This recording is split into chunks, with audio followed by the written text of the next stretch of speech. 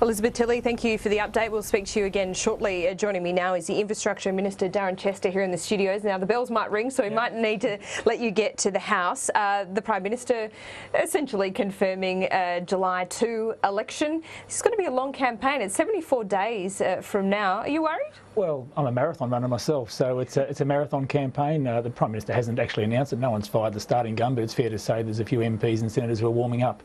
It looks like with the ABCC legislation being defeated in the Senate yesterday, the Prime Minister indicated in the past that if that happened, he would move towards a double dissolution election, and that's the course we seem to be set on. An election year budget is always pretty crucial. This seems even more crucial than normal for both Scott Morrison, Malcolm Turnbull and the government. Paul Murray broke a story here on Sky News last night talking about post-budget advertising. Now, perhaps I don't expect you to comment on whether this campaign is going ahead, but it did talk and emphasise the need to grow the economy. It had a $16 billion figure in there talking about savings in the budget or, growth measures. You know more than me. I'm prepared to wait the 14 sleeps until the budget occurs. Is that what you would expect, though? Is that what you would expect? What I'm expecting is a budget which is absolutely focused on growing jobs in the Australian economy, on future prosperity for our nation, making sure we're providing for the security of our nation, all the things we've been working on for the past 2.5 years. We're going to focus completely still on governing in the interests of all Australians, and it's a matter of the budget coming down in a couple of weeks' time, which will reinforce those very important key directions of this government. We've had some great success. I mean, it's important to remember when you talk about these last 2.5 years, there's been great success in terms of 3 free trade agreements, which will deliver jobs right across Australia. There's been success in terms of regaining control of our borders, and success in terms of repealing the carbon tax, which was a blight on our economy. So the government's had some successes, but we've got plans for the future as well.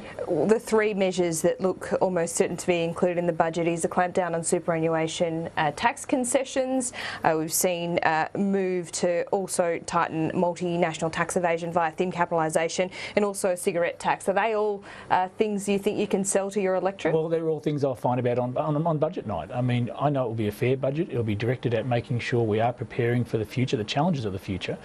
We believe very strongly in the capacity of Australians to be innovative, to plan for their own futures, for government to get out of the way a little bit and let small business go and invest, have the confidence, the certainty, the stability to invest in their own futures. Now, that's in our approach to growing the economy, to providing for the growth and prosperity, not just in the cities, but also in the regional areas where I come from.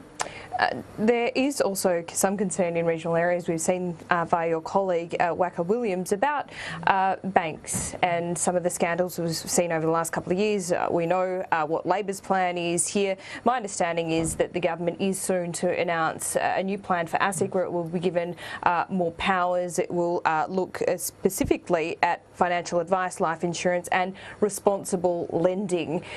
I'm not, again, asking you to go into the details, but that's a reasonable expectation for the government to at least beef up our bodies like ASIC. Well, I'd certainly say a couple of things there. I think the Labor Party really has a plan for an expensive publicity stunt. I don't think anything will be achieved by going down the path of the Royal Commission as they're suddenly interested in pursuing. There is concern on your side of politics. At Party Room, there was a number of people who stopped in Party Room just a couple of hours ago concerned about some of these. If you go down this pathway, it'll cost tens of millions of dollars when you already have a regulator in place in ASIC that can actually handle the complaints from the sector, can conduct its own investigation. So what you're suggesting is the government may be looking at further investment in ASIC and providing for more resources there, and that may well be something that... It wouldn't be too far wrong, would it? Well, that may well be something that is considered by the government, and I'm a patient man. I can wait 2 weeks for the budget, and I can wait for the government's response in terms of our concerns regarding the banking sector. Now, to be clear, the Prime Minister spoke at a function only a couple of weeks ago with Westpac, and he basically put the banks on notice. He raised some concerns, very similar concerns. He hasn't yet backed up those words with actions, though. Well, like I said, I'm a patient man. We're talking about the Prime Minister raising these only a couple of weeks ago, and he goes through an orderly process rather than from jumping from one thing to the next. Doing the job properly and not just going out there with grand announcements and publicity stunts like the Labor Party is doing. We know what happened in 6 years of that sort of government. With 6 years of that sort of government, Australia was cast in a very difficult financial position, and we're cleaning up that mess. Well, one of the things that we have seen in terms of the success this week in legislation wise is the abolition of the Road Safety Remuneration Tribunal. Safety is still an issue in the trucking industry, though.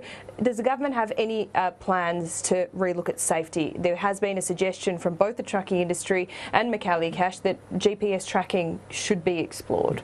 Look, the big difference between the government and the Labor Party on this issue is we believe we can save lives on our roads without sacking the owner drivers. We believe we can save lives without kicking mums and dads out of their small businesses. Sure, but how? Well, I'll get to that. The government has an extensive program of road safety measures already underway, with the $50 billion being invested in infrastructure. We've seen the Bruce Highway, the Pacific Highway major upgrades. In Victoria, the Princes Highway and other areas have been upgraded. Black spot areas announced tens of millions of dollars of funding for black spots only in the last couple of weeks. New rest areas for heavy vehicles. They're all practical measures aimed at improving the safety of the road environment. Now, in terms of how we go forward in a regulatory sense, we have the National Heavy Vehicle Regulator, which was set up by the Labor Party, actually set up by Labor to involve the heavy vehicle industry and make sure that we're working with industry on some of those measures you've just indicated. Now, I'll have more to say about that because an extra $4 million now available for the National Heavy Vehicle Regulator. I'm going to have to interrupt you for your benefit, Darren Chester, because you do have to get to the House of Representatives. There's a division on. Infrastructure Minister, we thank you so much for your time. Thank you. And a quick break here on Newsday. Coming up, I'll speak with the Shadow Transport and Infrastructure Minister, Anthony Albanese.